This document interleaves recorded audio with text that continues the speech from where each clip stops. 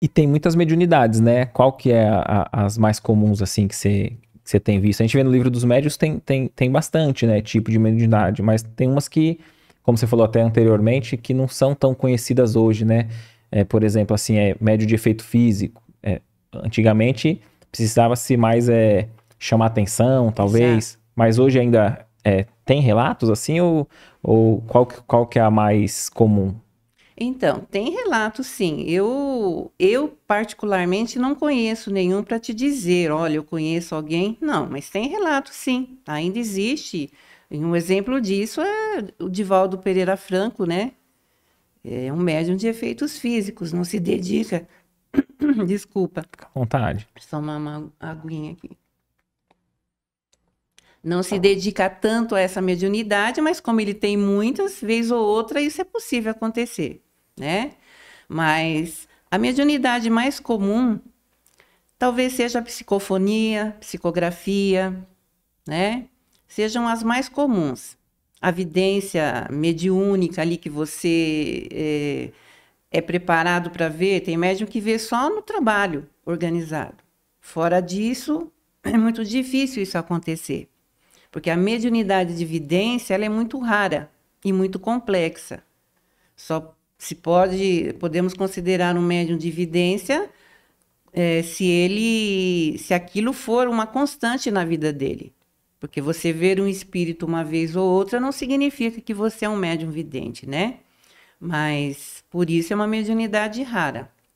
Mas as mais comuns que a gente lida o tempo todo na casa espírita é a psicofonia. E sendo algo orgânico, por que você acha que acaba acontecendo da pessoa acabar tendo a mediunidade mais ostensiva somente na casa espírita? Por causa do ambiente?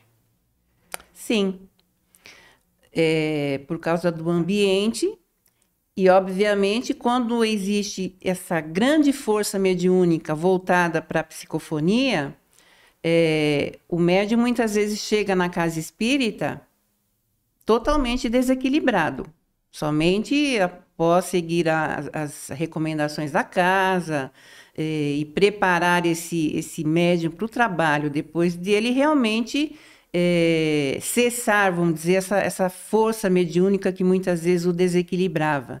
Então, afastando a influência espiritual negativa, vamos dizer assim, ele passa a não ser tão ostensivo assim no seu dia a dia. Porque melhorando o padrão mental dele, obviamente que as companhias espirituais que ele vai atrair para junto dele também serão melhores, que não vão fazer ele se desequilibrar como antes, né?